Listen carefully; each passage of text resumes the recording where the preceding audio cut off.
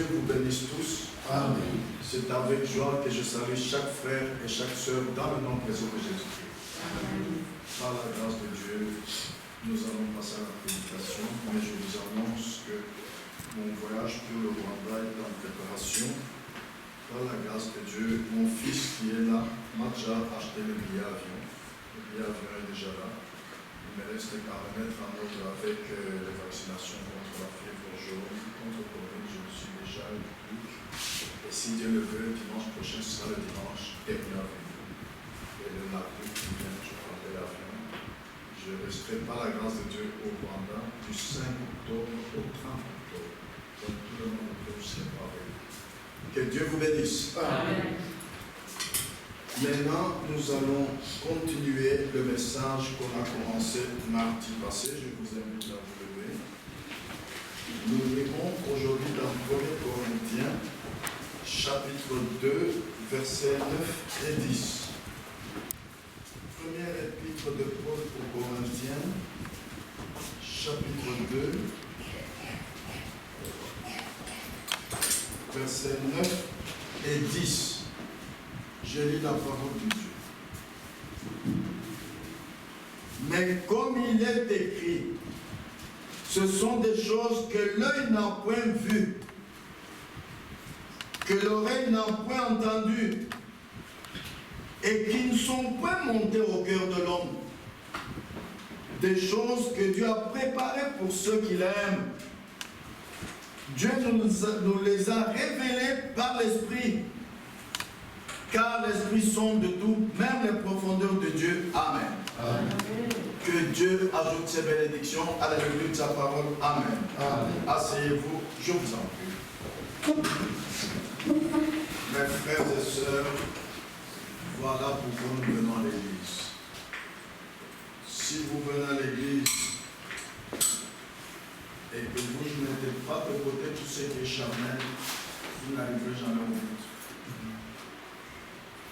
Dieu, quand il vous met sur le chemin du salut, c'est pour que vous puissiez le rencontrer dans le lieu caché et qu'il puisse vous montrer des choses que vos yeux n'ont jamais vues, jamais, que vos oreilles n'ont jamais entendues, qui ne sont même jamais montées au cœur de l'homme qui que ce soit. Ce sont des choses cachées que Dieu a préparées pour ceux qui l'aiment. Et Dieu nous les révèle par l'Esprit. Ah, c'est pourquoi depuis mardi, je n'ai cessé de vous dire, il est grand temps que chacun de nous s'exerce à quitter le côté charnel, à se pencher du côté spirituel. Dans l'Église, nous avons la partie charnelle, nous avons la partie spirituelle. Du temps de Moïse, il y a la manne charnelle qui tombait et le peuple d'Israël mangeait. Mais quand le soleil montait, elle fondait, il n'y avait plus moyen de la manger. Mais il y avait la manne spirituelle qui était dans le lieu très saint, qui restait là à jamais. Voilà ce à quoi j'attire votre attention, frères et sœurs, parce que Dieu nous a appelés à sortir du monde. Ne sortez pas du monde en ayant une main vers Dieu, une main vers le monde. Non, c'est une mauvaise sortie. Dieu a dit ne servez pas Dieu et maman. Choisissez. Soit c'est Dieu et cette main-là, vous l'enlevez du monde. Soit c'est le monde et vous enlevez la main qui va vers Dieu. Choisissez. Dieu n'est pas un dictateur, il donne à chacun le choix.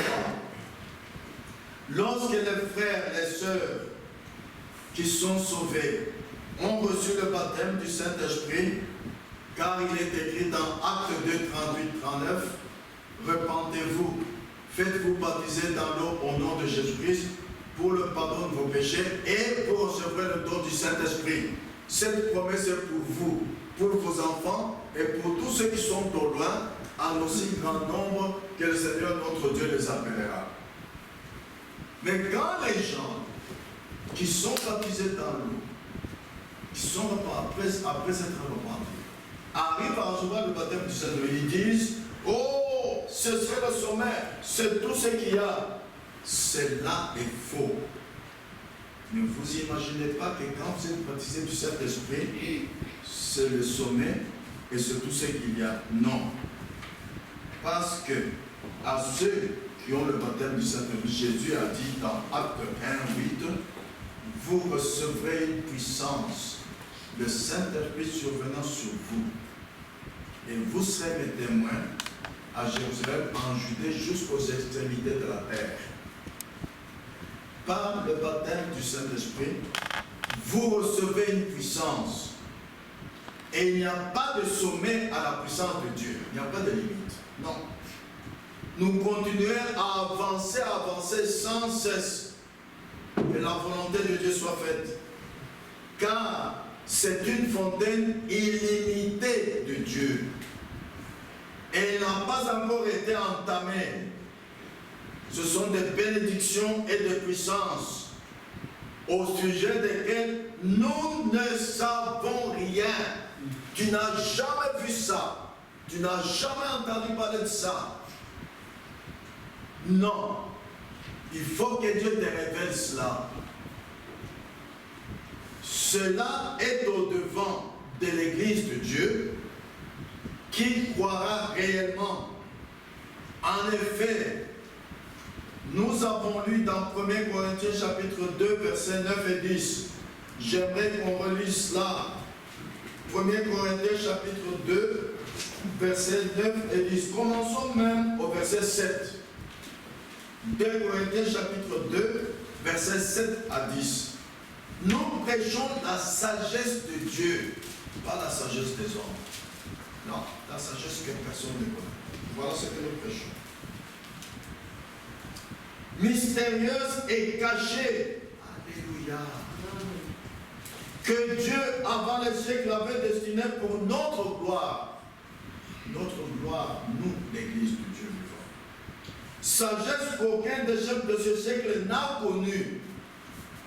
Car s'ils l'eussent connu, ils n'auraient pas crucifié le Seigneur de gloire. Mais comme il est écrit, ce sont des choses que l'œil n'a point vues. Retenez bien cela, frères et sœurs. Que l'oreille n'a point entendu et qui ne sont point montées au cœur de l'homme, des choses que Dieu a préparées pour ceux qui l'aiment. Dieu nous les a révélées par l'Esprit, car l'Esprit sonde tout, même les profondeurs de Dieu. Amen. Amen. Ah. Voilà pourquoi un véritable croyant, quand tu vas à l'église, il ferme ses oreilles aux critiques. Nous ne venons pas pour les choses que j'ai vu un frère faire ou que j'ai entendu un frère ou une soeur dire non, vous n'avez pas bien.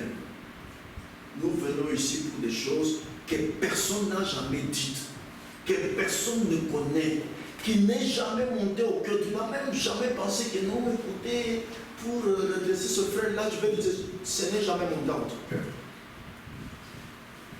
Et si c'est là votre but, peu importe combien on vous critique, vous ne vous en faites pas. Peu importe combien on dit que vous êtes en erreur, vous ne vous en faites pas. Peu importe on dit que votre église est en erreur, vous ne vous en faites pas. Peu importe que les frères et sœurs de votre église disent oh, de toutes les églises, nous sommes dans la vérité. Nous sommes dans la vérité, même si des choses mystérieuses se manifestent devant vous. Parce que la Bible dit des choses que l'œil n'a jamais vues. Ce n'est pas ça qui va faire votre joie, parce que dans votre église, il y a eu un mystère, comment dirais-je, un miracle. Non. Alors, vous n'avez pas bien compris le verset. Des choses que l'œil n'a jamais vues. Voilà des choses à quoi tu t'attends. Amen. Amen. Ah. Nous avons vu mardi passé ceci. Et j'aimerais répéter un peu pour ceux qui n'étaient pas là. Dans une vie cachée, au paragraphe 32.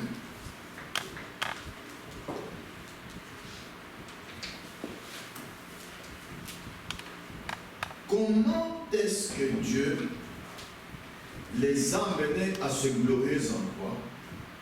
Une fois Dieu a dit à Moïse, lorsque la manne commençait à tomber, parce que la manne était un type de la vie, Christ descendra du ciel et mourra ici sur terre, afin de pouvoir nous donner la vie. La manne tombée du ciel est restée au sol, et les gens en mangeaient pour soutenir la vie. Christ est descendu du ciel, il est devenu la manne afin que nous puissions vivre par lui. Et remarquez donc, les gens mangeaient la manne du temps de Moïse. Ils devaient la prendre vite et la manger. En effet, lorsque le soleil se levait, peu de temps après, elle se gâtait. Donc, du temps de Moïse, quand la manne tombait, il fallait vite manger. Dès que le soleil sortait, elle fondait. Il n'y en avait plus. Suivez bien, soyez attentifs. C'était le type de Christ, le Saint-Esprit. La manne était un type du Saint-Esprit aujourd'hui. Écoutez, la chose à laquelle beaucoup de ceux qui vont à l'église ne font pas attention. De même que Dieu a fait entrer l'église dans le naturel, avec la manne naturelle, il fait entrer l'église aujourd'hui dans le spirituel en la nourrissant de la manne spirituelle. Mais beaucoup aujourd'hui se contentent de vivre d'une partie de la vérité en mangeant seulement la manne naturelle. Qu'est-ce que la manne naturelle? Ce que vous voyez quelqu'un d'autre faire, ce que vous entendez quelqu'un d'autre dire, ce que vous entendez le prédicateur prêcher, vous captez avec ses oreilles naturelles. Voilà la manne naturelle. Ça ne suffit pas, c'est une partie de la vérité. Nous venons de lire qu'il te faut aussi entendre des choses que l'oreille n'a jamais entendues. Alléluia. Voilà la manne spirituelle. Voilà ce à quoi beaucoup de ceux qui vont dans les églises ne font pas attention. Et ils vont rater de rencontrer Jésus-Christ quand il vient la seconde fois. Ils vont rater. Parce qu'ils sont penchés d'un seul côté. Dans l'église, Dieu permet qu'il y ait des choses naturelles, charnelles, et dans l'église, Dieu permet qu'il y ait des choses spirituelles qu'aucun être charnel ne peut pas faire, ne peut pas dire, ne peut pas comprendre. Ça ne peut pas monter dans son cœur pour lui dire non, faites ceci. Non. Des choses qui viennent de Dieu seul. Voilà où nous en sommes avec vous. C'est pourquoi le jour de l'enlèvement, une maman avec son enfant sur le lit, l'un part, l'autre reste. Parce que ce ne sera pas écoutez l'enlèvement. Non. Ça ne se communique pas. Le spirituel ne se communique pas entre humains. Alléluia. Alléluia. Faites bien attention à ça. Et ça, c'est le rythme dénominationnel. Nous devons le quitter. Le dénominationnel ne s'en tient qu'à ce qui est charnel. Mais il est écrit. Mais vous, même Satan, quand il est venu tenter Jésus, n'est-ce pas? Il a dit, il est écrit. Jésus a dit, il est aussi écrit. Il est écrit ne suffit pas. Parce que beaucoup d'yeux humains ont déjà lu la Bible. Mais des choses que nous attendons, ce sont des choses que l'œil humain n'a jamais vues, jamais lues dans la Bible. Voilà des choses que nous attendons. Réveillez-vous, frères et sœurs. Amen. Amen. C'est ça. De même que Dieu a fait entrer l'Église dans le naturel, avec la manne naturelle qui tombait, et quand le soleil se lève, elle se fondait, il fait entrer l'Église aujourd'hui, dans notre temps, dans le spirituel, en la nourrissant de la manne spirituelle. Jésus a dit, je te loue, Père, d'avoir caché ces choses aux sages et aux intelligents, de les avoir révélées aux enfants. Voilà la manne spirituelle. C'est la révélation. Dieu ne va pas t'envoyer un prédicateur pour te dire des choses que tu dois connaître et tu t'en arrêtes là. Non, c'est direct de Dieu à toi. Direct. sans même passer par le prédicateur. Voilà la manne spirituelle. Et n'oubliez pas que du temps de Moïse, le tabernacle que Moïse avait construit avait 3 parties. Le palier extérieur, le lieu saint et le lieu très saint. C'est le type de l'église aujourd'hui. Dans l'église où nous sommes ici, beaucoup se contentent de dire, mais quand je vais à l'église, Dieu a dit, là où 2 ou 3 sont assemblés, je suis parmi eux. Mais où est-il? Levez la main, montrez-moi où il est. Levez la main, qui connaît ça? Vous voyez que vous ne connaissez pas. L'église a aussi 3 parties. Le palier extérieur, là où les pécheurs ont accès. Le lieu saint, ceux qui sont déjà lavés.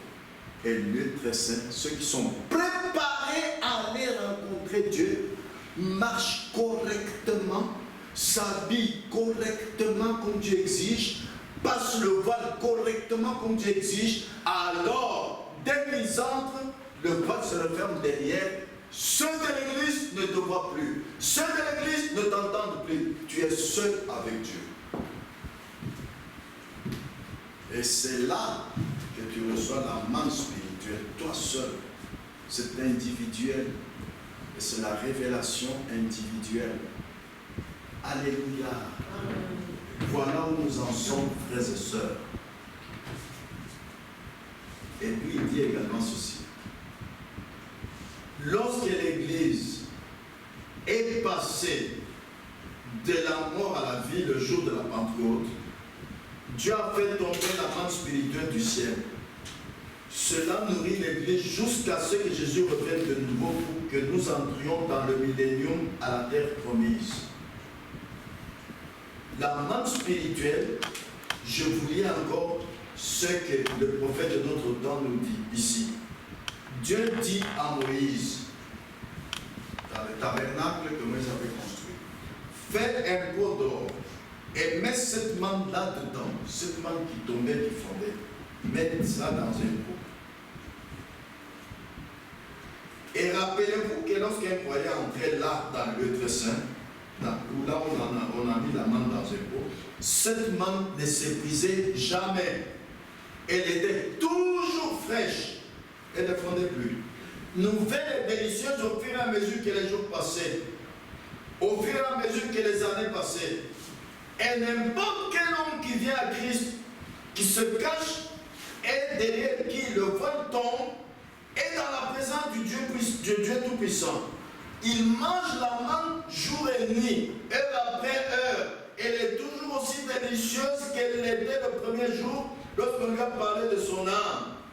Ce que nous avons besoin aujourd'hui, c'est d'entrer quelque part où se trouvent ces choses, non pas nous tenir loin et prétendre, ou plutôt pas nous tenir loin à agir, mais entrer effectivement là à l'intérieur. Donc cela est promis au vainqueur. Vous voyez? Dieu dit, celui qui vaincra, je lui donnerai la manne cachée. Tu dois vaincre ta partie charnelle. Tu dois vaincre les choses du monde. Tu dois vaincre les critiques. Tu dois vaincre ta sagesse humaine. Amen. Mon frère Jean-Marie lit pour nous Proverbe 13:13. Les gens oublient qu'ils sont ici à l'église pour faire un choix. Où tu échoues et tu vas dans les temps de feu, où tu réussis et tu vas au ciel. Nous ne sommes pas à une heure où dans l'église on peut jouer. Non. Jésus revient bientôt. Proverbe 13:13. Que dit la Bible? Celui qui méprise la parole se tait. Et celui qui craint les préceptes est récompensé. Celui qui néglige la parole se perd. Se perdre, ça signifie quoi? Aller dans les temps de feu. Tu seras privé et il n'y aura plus rien de toi. Rien, même. Et celui qui craint l'Éternel est récompensé. Craindre l'Éternel, c'est quand vous allez pour entrer dans le lieu très saint, dans la présence de Dieu. Vous devez vous habiller exactement comme Dieu l'exige. Marcher correctement, exactement comme Dieu l'exige. S'approcher du voile exactement comme Dieu l'exige. Il n'y a pas de je ne savais pas. Parce que, rappelez-vous, ceux qui ont essayé de passer le voile avec une erreur, ils sont morts là devant le voile. On ne peut pas se moquer de Dieu. Dieu connaît tout et il est le Tout-Puissant. Ce qu'il ne permet pas, il ne permet pas. Surtout quand vous voulez s'approcher de Dieu et que vous n'êtes pas en ordre, vous devez mourir parce que Dieu ne va quand même pas laisser s'approcher de lui quelque chose que lui n'a pas permis. Il est le Tout-Puissant. C'est pourquoi faites bien attention, frères et sœurs, nous sommes au carrefour.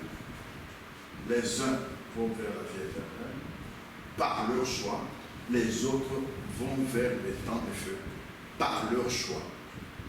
Dieu nous a donné toute la parole en ce temps de feu. Amen. Ah.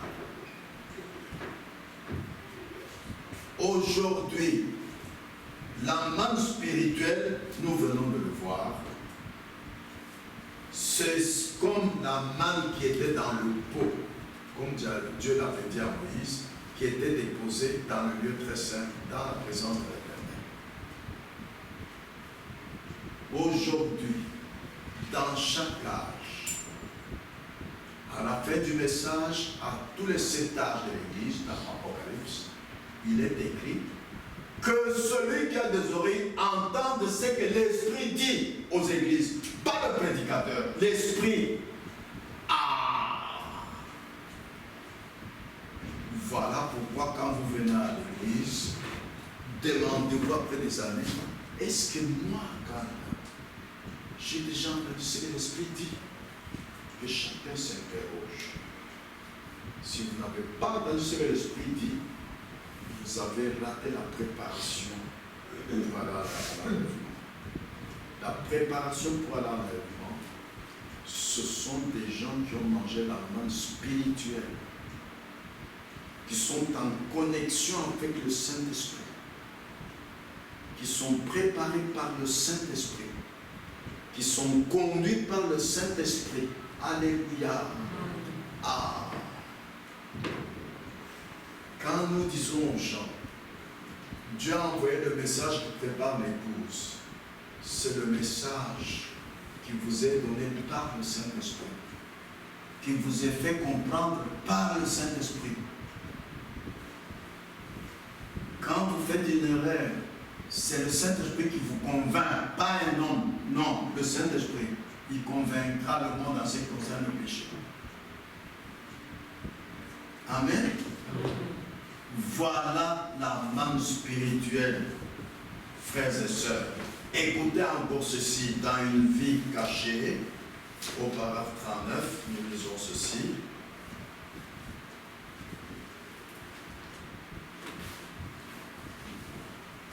Les prédicateurs de l'évangile ne se préoccupent pas de vos dénominations et de ce que le monde pense. Frères et sœurs, un homme, une femme qui est réellement sauvé, né de nouveau et baptisé du Saint-Esprit, le monde entier peut venir le il s'en fout, il ferme les oreilles. Il n'a pas besoin des exhortations du monde. Non, non, non, non et non. Voilà où nous en sommes.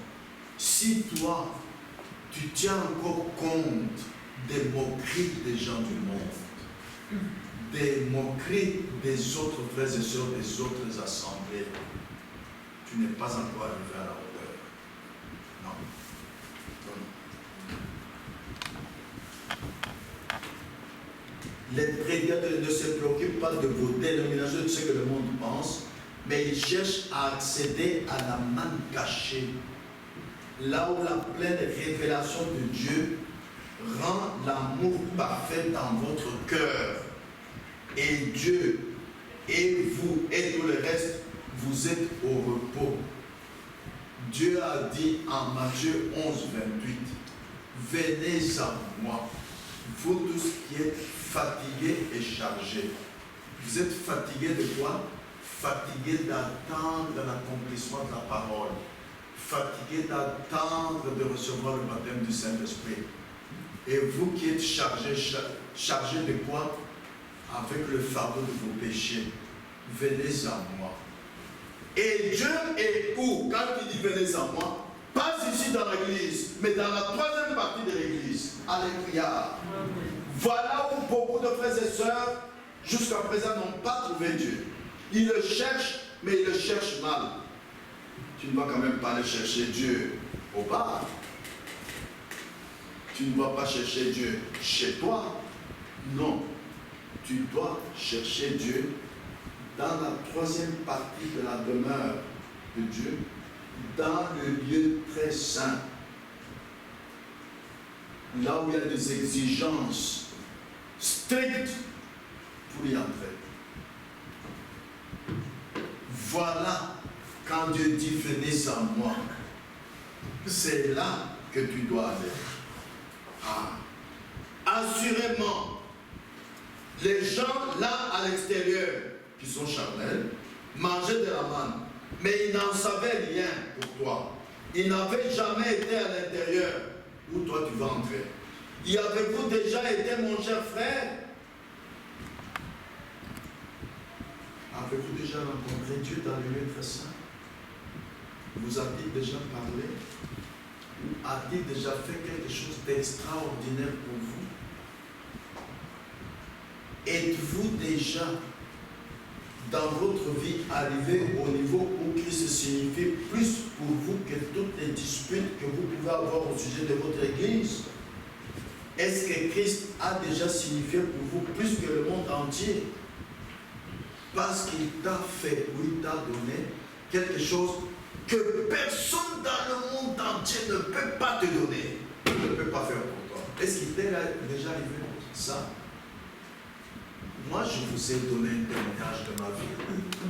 Qu'un jour, chez moi, dans l'une de mes maisons, parce que j'avais beaucoup de maisons quand j'étais commerçant, dans une maison, il n'y avait pas de compteur. Nous sommes allés là, on a prié. Et puis l'eau est arrivée. Mais ça, même moi, j'ai douté, frères et sœurs. Au Congo, pour qu'il y ait de l'eau dans une maison, la régie des eaux met un compteur. Alors l'eau vient de leur source et passe par le compteur pour être enregistré, les mètres que vous avez consommés va dans la maison. Mais quand il n'y a pas de compteur, c'est impossible. Mais ça nous est arrivé. Sœur Liliane est témoin. D'ailleurs, c'était avec les autres enfants qui ont dit l'eau est là, l'eau est là. Et ils en ont profité dans la salle de bain. Et quand j'ai douté, ça s'est coupé. Là, je suis certain, celui qui me dit que Kanda, toi tu ne connais pas, il dit oui, je le connais. Il m'a déjà donné de l'eau dans une maison où il n'y avait pas de compteur. Ça, aucun homme dans le monde, aucune entreprise ne peut pas faire passer l'eau dans une telle parcelle. Voilà. Il faut quand même qu'à un moment donné, tu aies quelque chose que Dieu a fait, où tu as dit qu'aucun homme ne peut pas faire. Et tu dis, vous voulez me tuer, tuez-moi. C'est Dieu qui m'avait donné de l'eau.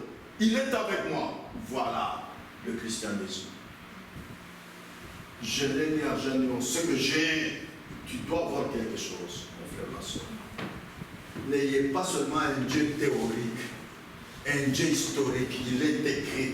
Non. Nous avons vu la Bible au début de la prédication, des choses que l'œil n'a point vues, que l'oreille n'a point entendues. Alléluia. Ah, moi je suis heureux de ce qu'aucun œil n'a jamais vu l'eau qui sortait dans une maison, il n'y avait pas de compteur. Allez demander aux Congolais. C'est impossible. Quand vous avez un tel témoignage, vous êtes certain que Dieu est avec vous. Et vous serez comme Meshach, Shadrach, Abednego. Même devant le feu, vous direz, je vais entrer dans le feu, Dieu est avec moi. Mais pas un Dieu historique. Amen. Amen. Ah, écoutez, il dit ceci. Je vais parler de ce qui vient du fond de votre cœur. Quelque chose qui est établi à l'intérieur, montrant que quelque chose s'est produit. Et vous ne savez pas comment cela est arrivé. Mais vous êtes caché et tout votre motif est de servir Jésus-Christ. Êtes-vous déjà entré en ce lieu-là, mon cher frère, ma chère soeur? Êtes-vous déjà arrivé au point où vous ne vous souciez pas de ce que dit n'importe qui? Si vous n'arrivez pas à ce niveau-là, vous pouvez dire, moi, que le roi Philippe de la Belgique vienne ici avec 10 militaires armés, je m'en fous, j'ai pas peur, je sais que Dieu est avec moi. Voilà à quel niveau chacun de nous doit arriver. Amen. Amen. Parce que tu es certain que Dieu est avec toi. Pas parce que tu as lu la Bible, pas parce que tu as entendu des prédications, non. Pas parce que tu as été baptisé dans le nom de Jésus-Christ, non. Parce que Dieu t'a donné quelque chose qu'aucun homme dans le monde entier ne peut pas te donner. Il t'a mis en certitude qu'il est avec toi. Amen. Voilà où chacun de nous doit arriver. Une expérience personnelle avec Dieu. Et ça, c'est ce qui est arrivé dans la vie des apôtres. Pierre, Paul, Saul, pourquoi me persécutes-tu? Il est le seul à converser avec cette voix qui sortait. Moïse, ôte tes souliers. Il était le seul à parler avec cette voix qui sortait du buisson ardent. Vous voyez, Philippe était le seul à avoir un ange devant lui. Il disait, va vers cet homme-là, parle. Voilà le Dieu qui est avec vous et qui attend que vous le cherchiez, que vous vous approchiez de la troisième partie du tabernacle dans le lieu très saint. Vous voyez? Vous devez avoir quelque chose qui est établi à l'intérieur, montrant que quelque chose s'est produit, vous ne savez pas comment cela est arrivé, mais vous êtes caché et tout votre motif est de servir Jésus-Christ. Êtes-vous déjà entré en ce lieu-là, mon cher frère, ma chère soeur? Jusqu'à ce que l'amour de Dieu est tellement ancré en vous que vous ne voyez rien d'autre. Tout votre motif est de faire la volonté de Dieu. L'amour pour tout le monde, pour l'enlivrement de partout. Quel est le lieu pour vivre? C'est le lieu caché. C'est le lieu que nous devons atteindre, frère. C'est dans ce lieu que Dieu révèle ses secrets, je répète. Pas ici, où nous sommes assis tous ensemble. Pas, tu dis, oh, je vais en prière. Non, c'est bien, mais ce n'est pas là où Dieu révèle ses secrets. Il te faut entrer dans le lieu caché. Amen. Voilà là où Dieu révèle ses secrets. C'est le lieu où Dieu a accompli le placement et la paix. En ce même lieu, on avait placé la verge d'Aaron pour déterminer qui Dieu avait choisi et qui il n'avait pas choisi. Et cette verge, qui était un stick mort, un bâton sec et mort, était revenue à la vie en une seule nuit et elle avait bourgeonné et produit des amandes. Non seulement elle était revenue à la vie, mais aussi elle avait bourgeonné et porté des fruits. Un véritable type du péché amené devant Dieu dans le lieu saint. Voilà pourquoi les gens qui vont à l'église se vendent auprès des femmes prostituées, auprès des femmes à Mélégique. Oh, moi je suis croyant. Non. Jésus a dit, je peux vous le dire aux pharisiens, les femmes prostituées vous devanceront au royaume des cieux. Si une femme prostituée parvient à avoir l'inspiration d'entrer dans le lieu très saint auprès de Dieu, comme la femme pécheresse dans la maison de Simon le pharisien, où Jésus était reçu, personne n'a servi Jésus. Il avait toujours de la poussière aux pieds. Cette femme a passé tout le monde sans s'occuper de ce que les autres ne faisaient pas. Elle seule l'a fait, pécheresse qu'elle était. Ceux qui avaient les Bibles en main ne l'ont pas fait. Elle est allée pleurer devant le pied de Jésus. Ses larmes, c'était l'eau qui nettoyait la poussière qui était au pied de Jésus. Ses longs cheveux, comme une femme doit l'avoir, ont essuyé le pied de Jésus. Alors Jésus lui a dit, ta foi t'a sauvé. Elle a entendu la voix du Sauveur. Tandis que ceux qui étaient dans la maison des pharisiens, avec la Bible en main, qui allaient à l'église, Jésus ne leur a pas parlé. Jésus ne leur a pas dit, tu es sauvé. Donc, frères et sœurs, le but n'est pas de se dire, je suis dans une bonne église. Non, non, non. Le but, c'est de rencontrer Dieu dans le lieu caché. Même un pécheur qui vient ici pour la première fois, qui est inspiré dans son cœur, de s'approcher de Dieu dans le lieu caché, il sera béni avant vous. Amen. Amen. Ah, voilà où nous en sommes, frères et sœurs. Voilà où nous en sommes. Cette verge qui était un stigmate était revenue à la vie en une seule nuit. C'est le type d'un véritable pécheur mort. L'âme qui pêche, c'est celle qui mourra, mais qui s'approche de la présence de Dieu à la vie éternelle. Rappelez-vous que cette verge avait traversé le pavé extérieur, la première partie du tabernacle, le lieu saint, elle ne le verdissait pas. C'est pourquoi, s'il vous plaît, je vous prie au nom de Jésus-Christ de saisir cet enseignement. Quand Dieu dit, là où deux ou trois tous en je suis parmi eux, Dieu n'est pas n'importe où dans cette église. Frère Jean-Marie, Dieu est là au coin où tu es. À l'autre coin, frère Henri, allez, Dieu est là au coin. Non, non, non, non, non. Il n'y est pas. Le tabernacle de Moïse avait 3 parties. Dieu n'était pas dans les 3 parties. Retenez cet enseignement. Était dans une seule partie, dans le Saint des Saints, le lieu très saint. Uniquement là. Dans les 2 parties, il n'y était pas. Mais pourtant, les 3 parties faisaient les parties du tabernacle. Les 3 parties sont les parties de l'assemblée. Alors, ne soyez pas des gens charnels qu'on peut tromper en disant Dieu est dans l'église, il a dit là où Dieu doit, je suis parmi eux. Dit, ah mais où est-il dans l'église? C'est pourquoi le prophète qui nous a amené le message nous a dit que Dieu est dans le cœur. Pourquoi? Parce que c'est là où sort la parole. C'est là où est l'onction du Saint-Esprit. C'est là où il y a des paroles qui sortent, qui touchent ton cœur. Tu dis, ah, il s'agit de moi. J'ai fait ce mal hier. Pardonne-moi, Seigneur. C'est là où est Dieu. Alors maintenant, quand toi tu veux le rencontrer, il ne faut pas aller dans le bois où frère Jean-Marie. Non. Il ne faut pas dire, il est ici. Non. Il est dans le lieu caché Dieu. Et vous allez voir la suite. Tu dois être conduit par le Saint-Esprit. Parce que le sacrificateur qui allait pour entrer dans le lieu très saint, il y allait selon la loi de Moïse. Pas selon son pas selon son raisonnement à lui, non. Selon la parole de Dieu donnée à Moïse.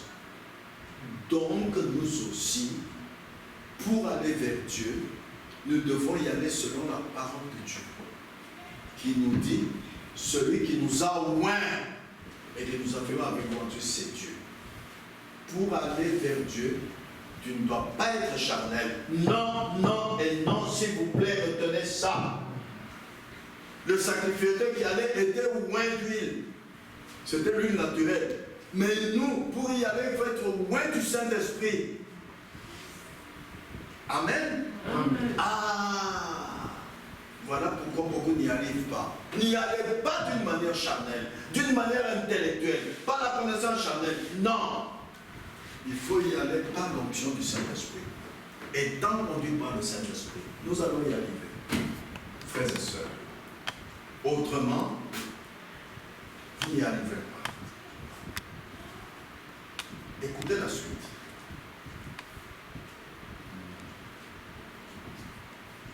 je vous ai dit que rappelez-vous que cette verge avait traversé toutes les autres parties, mais elle restait toujours sèche. Elle était entrée dans le lieu saint, étant toujours morte. Elle n'est pas revenue à la vie aussitôt qu'on l'avait amenée là. C'est la raison pour laquelle le Saint-Esprit a veillé sur vous depuis que vous avez reçu le Saint-Esprit, surveillant votre attitude envers le royaume de Dieu. Alléluia. Malgré que vous avez le Saint-Esprit, maintenant, le Saint-Esprit regarde votre attitude envers la parole que vous avez entendue. Ainsi, montons et réclamons nos droits. Parmi ceux qui vont à l'église, il y en a qui pensent que parce que je suis sauvé et j'ai cru, parce que je suis baptisé du Saint-Esprit, tout ce que Dieu a promis dans la Bible, tout ce que Dieu a dit dans la Bible, pour ceux qui sont sauvés et pour ceux qui ont le Saint-Esprit, c'est pour moi, je reste là. C'est faux. Vous avez mal compris la Bible. C'est faux. C'est faux. Pourquoi? Parce que s'il y avait un communiqué qui sortait, tous ceux qui sont pauvres, ils ont droit par mois à une ration. Vous n'allez pas rester chez vous et dire, on va m'apporter la ration. Non, c'est à vous d'aller chercher cette ration. Tout ce que Dieu a promis à ceux qui sont sauvés, à ceux qui sont baptisés du Saint-Esprit, il faut qu'il y ait quelqu'un pour aller vers Dieu, pour aller réclamer ça. Voilà ce que les gens n'ont pas compris dans les églises. Vous voyez, la Bible dit dans Hébreux 11:1, la foi est une ferme assurance de choses qu'on espère. Alors, puisque tu as cru, qu'est-ce que tu espères? Tu as cru, tu viens à l'église, tu t'assieds dans le banc, tout quand tu chantes pas, tu n'auras rien. Tu dois espérer quelque chose. Tu dois désirer quelque chose. Frère Jean-Marie dit, psaume 20, verset 5. Frère Henri au coin, psaume 21, verset 3. Psaume 20, verset 5, frère Jean-Marie. Écoutez bien ça. La Bible ne ment pas. Il te donne ce que ton cœur désire et qu'il accomplisse tous tes desseins. Ah, Dieu te donne ce que ton cœur désire. Psaume 21, verset 3. Si tu ne le désires pas, tu viens seulement à l'église, mais Dieu ne te donnera pas. Même si tu es sauvé, même si tu es baptisé du Saint-Esprit. Psaume 21, verset 3. Tu lui as donné ce que désirait son cœur, et tu n'as pas refusé ce que demandait ses lèvres. Ah, tu n'as pas refusé ce que demandait ton cœur. Tu dois le désirer. Il est question de voir si vous êtes digne de la position que Dieu a réservée à ceux qui sont sauvés, à ceux qui sont baptisés du Saint-Esprit. Écoutez ici dans Une vie cachée au paragraphe 23. Il dit ceci. Nous lisons ceci. Dieu fera le placement dans l'église.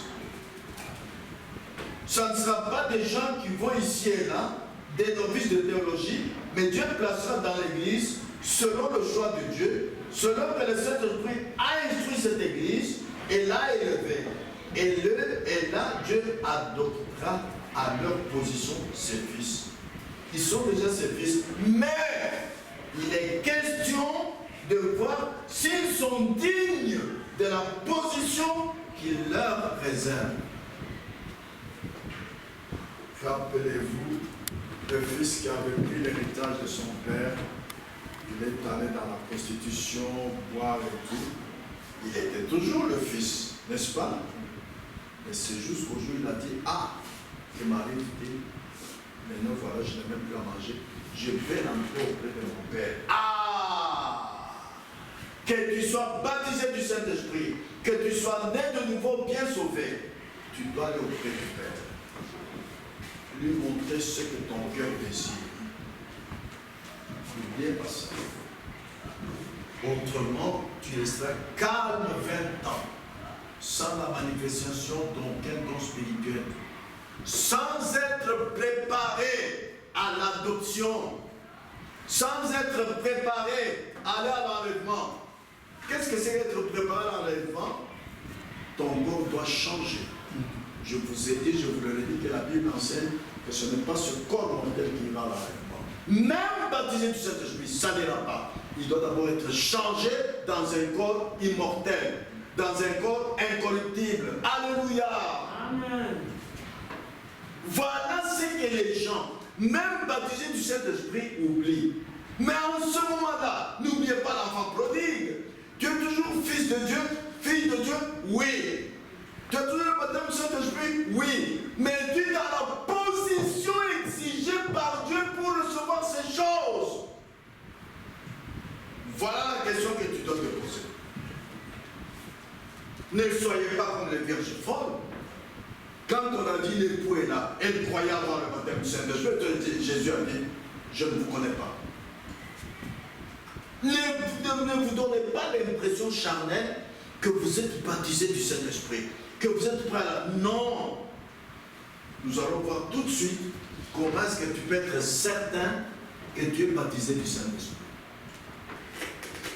Frères et sœurs, il y a une seule chose que Dieu a promise, c'est dans Acte 2, 39. Cette promesse est pour vous, pour vos enfants, ceux qui tombent. Quelle promesse? La promesse du baptême du Saint-Esprit. Voilà, quand quelqu'un qui